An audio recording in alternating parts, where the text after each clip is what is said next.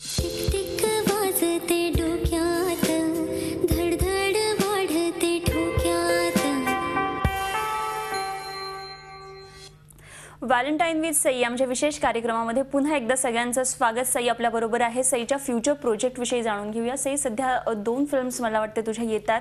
सगळ्यात पहिली म्हणजे आता 21 तारखेला 21 फेब्रुवारीला सौ शशी देवधर नावाची एक हटके फिल्म माझी रिलीज होते. त्याच्यात माझा लुकही वेगळा आहे. सो प्लीज थिएटरला जा आणि ते फिल्म पहा. आणि लवकरच आम्ही दुनियादारीची सगळी गँग म्हणजे संजय जाधव, मी, स्वप्नील, आम्ही एका नवीन फिल्मचं शूटिंग सुरू करतोय मार्च मध्ये. स्वप्नील आणि मी त्याच्यामध्ये लीड मध्ये असणार आहे आणि त्याचं नाव आहे प्यारवाली लव्ह स्टोरी. मस्त. So I am eagerly waiting for the shoot. मी विचारू शकते का की काय असू शकते, अर्थात कारण मार्च मध्ये तुम्ही फ्लोअरवर जाणार आहात तर प्यारवाली लव्ह स्टोरी एवढंच सांगेन. अजून काही सांगू शकत नाही कारण ते कॉम्बिनेशन बघायला इतकी मजा येते ना. मला वाटतं की सगळ्याच लोकांना खूप आवडते तुमची दोघांची केमिस्ट्री. मीही खूप म्हणजे आता आम्ही घट्ट मित्रमैत्रीण झाल्यानंतर कसं असणार आहे शूटिंग हे एक्सप्लोर करायला खूप उत्सुक आहे. So let's see. Yes yes. आपल्यावर आणखी एक प्रेक्षक आहे, सिद्धेश आहेत आपल्याबरोबर नवी मुंबईमधून. हॅलो सिद्धेश, बोला. हॅलो, नमस्कार. बोला. Happy Valentine day. Same to you. बोला. तुमचं व्हॅलेंटाईन डे मग तुमचं आवडतं हिंदी आणि मराठी गाणं कोणतं? आणि व्हॅलेंटाईन डे ला तुम्हाला मिळालेलं आतापर्यंत तुमचं आवडतं गिफ्ट कोणतं? Okay. Hi Siddhesh, happy Valentine's day to you too. आवडतं गाणं टिक टिक तर आहेच. आणि शशी देवधर मधलं एक गाणं आहे, खूप सुंदर गाणं आहे, हाती तुझे गंध यावे म्हणून. खूपच मिनिंगफुल आणि खूप मेलोडियस आणि खूप डीप गाणं आहे. मला ते खूप आवडतं. आणि व्हॅलेंटाईन्स डेला मिळालेलं गिफ्ट असं आठवत नाही, पण अमेय जेव्हा केव्हा मला स्वतःच्या म्हणजे स्वतःच्या हाताने पत्र लिहितो ना, तेव्हा मला खूप बरं वाटतं आणि ते माझ्यासाठी खूप स्पेशल असतं. आणि हिंदी मला बोलणं हलके हलके खूप आवडतं गाणं. सो ही गाणी मला खूप आवडतात. तू म्हणणार आहेस का आपल्या? नाही मी नाही. No no no, wrong person. No, I am not even a bathroom singer, not at all. नाही. ओके. तू म्हटलीस की पत्र लिहिलेलं आवडतं, म्हणजे तू लिहितेस किंवा तुला कोणी लिहिलेलं आवडतं? कसं? See, I am a little old school. म्हणजे मी पडद्यावरती बोल्ड भूमिका किंवा माझी इमेज जरी बोल्ड किंवा ब्युटिफुल आणि बिंदास अशी असली तरी माझ्यामध्ये एक वेगळी सई आहे जी थोडीशी ओल्ड स्कूल आहे. म्हणजे मला पत्र लिहायला भयंकर आवडतात. मला जुन्या गोष्टी ज्या आपण विसरत चाललोय किंवा ज्या आता टेक्नॉलॉजीमुळे नाहीशा होत चालल्यात त्या गोष्टी मला भयंकर आवडतात आणि मला अजूनही पत्र लिहायला आवडतात आणि मी लिहिते लोकांना पत्र. Wow, that is so sweet. बरं, बरेच वेळा असं होतं की प्रेम असतं पण ते सफलही होत नाही, असेही लोक असतात. मग आजच्या दिवशी खरं तर त्यांची एक वेगळी बाजू असते, एक हळवा वेगळा कोपरा असतो. तू अशा लोकांना काही सांगशील का? बापरे, मी अशा लोकांना काय सांगू. कारण एका पॉइंटला माझ्या आणि अमेयच्या पण आयुष्यात अशी वेळ आली होती की आता होतंय का नाही बाबा. तर मी इमॅजिन करू शकते की ते काय सिच्युएशन मध्ये जात असतील. पण एवढं सांगते की जे होतं ते चांगल्यासाठी होतं असं म्हणतात, पण ते खरं आहे. म्हणजे देव जेव्हा एका हाताने नेतो काहीतरी तेव्हा पुढे तुमच्यासाठी खूप तो द्यायला काहीतरी बसलेला असतो. So just believe in your self.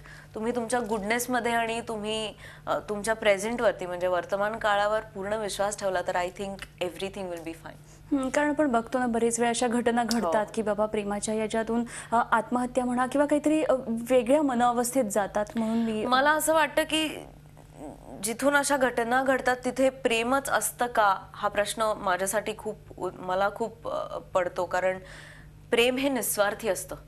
त्याच्यामुळे तुम्ही तुमच्या स्वार्थासाठी कोणाचं तरी काहीतरी करताय म्हणजे ते प्रेमच आहे का हे तुम्हीच पडताळून पाहायला हवं.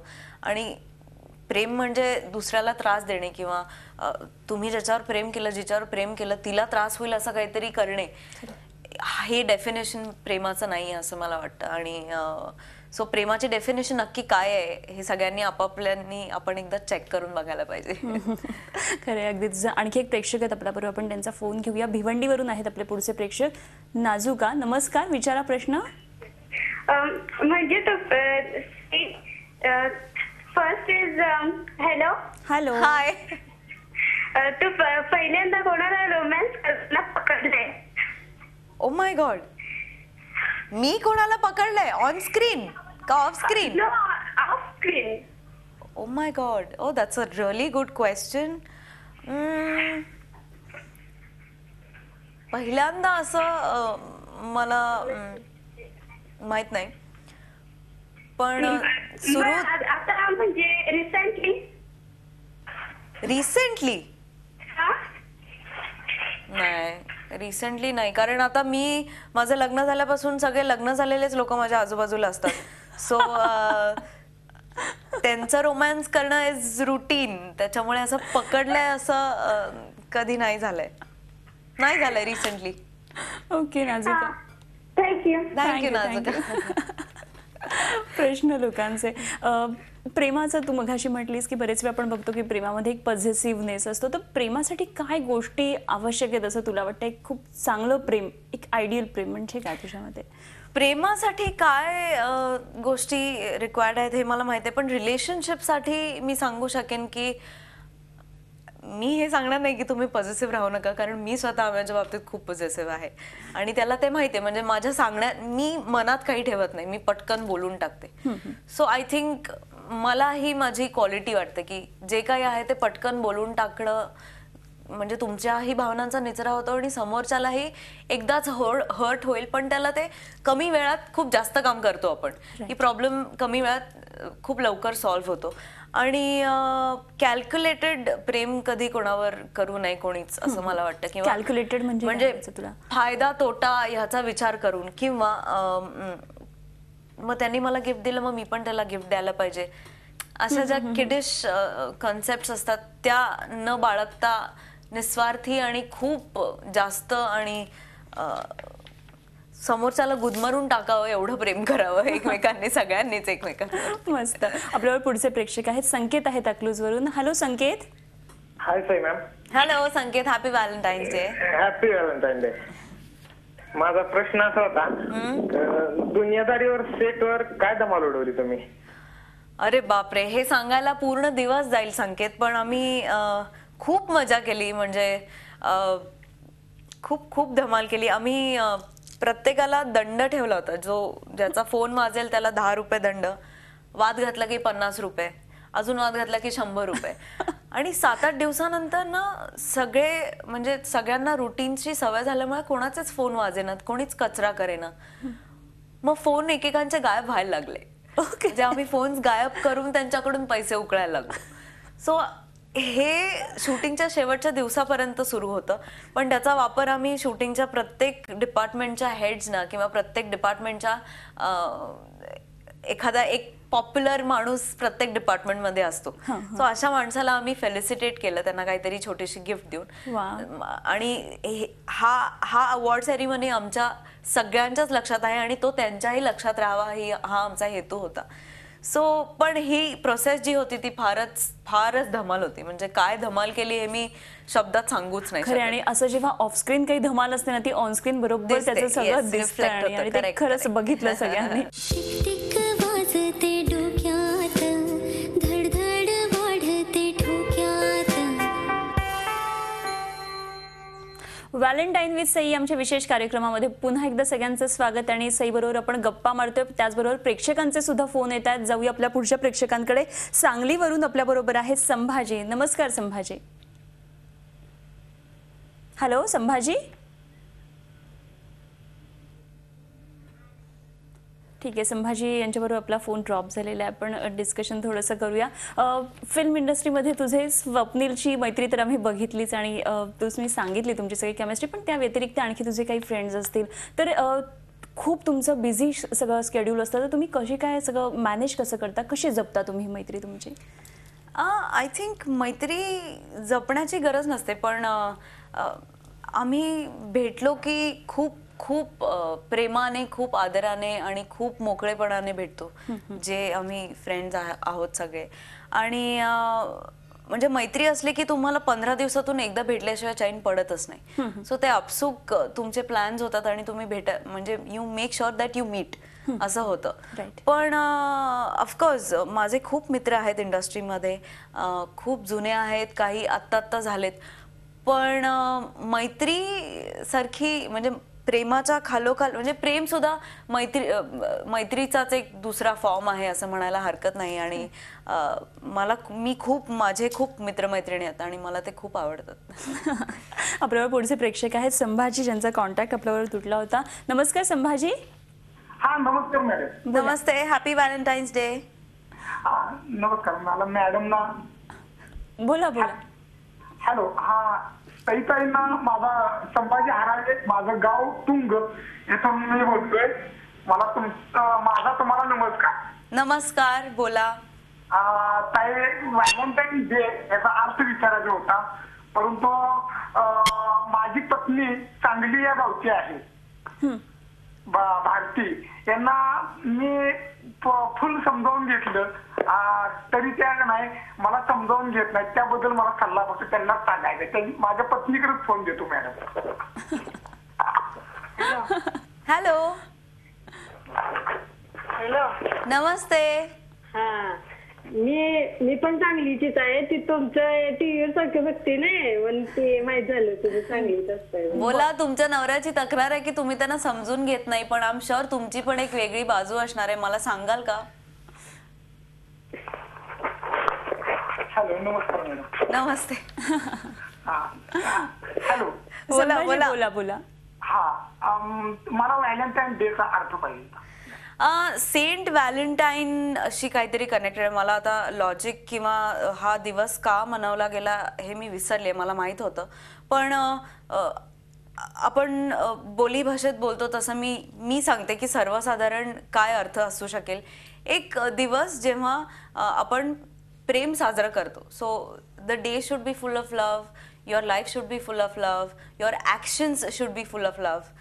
So it's just another day to celebrate love असं मला वाटतं. आणि आपण आजकाल खूप आपल्या दिनक्रमात व्यस्त झाल्यामुळे या दिवसाचं महत्त्व वाढलंय असं मला ऑनेस्टली वाटतं. सेंट व्हॅलेंटाईनचं काय लॉजिक आहे मी संभाजी तुम्हाला फेसबुकवर ह्याचं नक्की उत्तर देईन. आय एम सॉरी, मी ह्या विशिष्ट विषयाबद्दल माझ्याकडे नॉलेज नाही आहे, त्याबद्दल मी तुमची माफी मागते. पण हे I will surely find out आणि तुम्हाला मी फेसबुकवर याचं उत्तर 100% देईन. पण आणि आणखी एक गोष्ट थोडीशी आपण आणखी ॲडिशन करूया. बरेच वेळा असं म्हणतात की प्रेम काय रोजच साजरं करतो, तर आमच्यासाठी काही वेगळा व्हॅलेंटाईन नाही असं बरेच लोक म्हणतात. तरी सुद्धा आजच्या दिवसाचं महत्त्व हे आहेच. आपण ऑफकोर्स आहे. हो असं म्हणतात आणि ते खरं पण आहे. पण ह्या दिवशी आपसूक तुमच्या हातून म्हणजे एखादं फूल आणलं जातं किंवा केक आणला जातो किंवा नाही आणलं तरी मला वाटतं काहीतरी एक स्पेशल भावना ती फीलिंग एअर मध्ये असते. I know the feeling is in the air. आणि मला असं वाटतं की त्याच्यात काही वावगं नाहीये. तुम्हाला जर का नव्याने आणि पूर्ण स्पेशल फिलिंग देऊन समोरच्याला जर का सांगायचं असेल पुन्हा एकदा ऑल ओव्हर अगेन की आय लव्ह यू, तर त्याच्यात वावगं काहीच नाही. ते तर करायलाच हवं. टिक वाजते डोक्यात, धडधड वाढते ठोक्यात. व्हॅलेंटाईन विथ सई या आमच्या विशेष कार्यक्रमामध्ये पुन्हा एकदा सगळ्यांचं स्वागत. आणि या शेवटच्या भागामध्ये सईला एक खूप महत्त्वाचा प्रश्न विचारायचा आहे, तो म्हणजे इंडस्ट्रीमध्ये तुझे सगळे मित्र आहेत, मात्र जो आपला एक आणखी हळूवार गप्पा असतो आपल्या शाळा कॉलेजेसमधल्या मित्रांचा मैत्रिणींचा, तर त्याविषयी काय सांगशील? काय त्यांच्याशी आणखी अजूनही तुझे कॉन्टॅक्ट्स आहेत किंवा तुम्ही ते कॉन्टॅक्ट किपिंग करण्यासाठी काय करतेस तू? ऑफकोर्स मी सगळ्यांच्या टचमध्ये आहे. जे माझ्या कॉलेजमध्ये होते, जे माझ्या शाळेमध्ये होते, जे इंडस्ट्रीमधले नाही आहेत तरीही माझे फ्रेंड्स आहेत. Social networking is a big म्हणजे त्याला खूप मोठा थँक्यू आहे माझ्याकडून, कारण खूप टचमध्ये राहायला खूप उपयोगी पडतं. आणि फोन्स असतात आमचे, म्हणजे अजूनही आम्ही शाळेतले मित्र, मी सांगलीला गेले की आम्ही भेटतो. त्यातले बरेचसे आता पुण्याला शिफ्ट झालेत. So we keep meeting. असं अजिबात नाही आहे की मी वेगळ्या दुनियेत आहे तर माझा मागची लोक मी विसरली आहे, किंवा मी खूप प्रयत्न करते की मी त्यांच्याशी टचमध्ये ओरिजिनल सई राहीन. मी तशीच आहे यार पहिल्यापासून. त्याच्यात काही ओरिजिनल आणि नवीन असं काही नाहीच आहे, ते तसंच आहे. आणि हो, मी सगळ्यांची टचमध्ये, very much in touch. Good good मस्त. सई खूप मज्जा वाटली आणि खूप छान वाटलं तुझ्या सगळ्या प्रेम म्हणजे काय ही जी तुझी कॉन्सेप्ट आहे किंवा तू पडद्यावर वेगळी आहेस आणि अशी तू खरंच खूप वेगळी आहेस. खूप खूप खूप धन्यवाद तुझे. तू आलीस आणि खूप छान गप्पा मारलीस. थँक्यू. हॅपी व्हॅलेंटाईन्स डे सगळ्यांना पुन्हा एकदा. आणि 21 तारखेला माझी नवीन फिल्म येते शशी देवधर, ती प्लीज चित्रपटगृहात जाऊन बघा. Thank you so much. थँक्यू. आणि यानंतर या विशेष कार्यक्रमामध्ये आपण इथेच थांबतोय. पाहत रहा झी 24 तास आणि रहा एक पाऊल पुढे. वाजते डोक्यात धडधड वाढते ठोक्यात.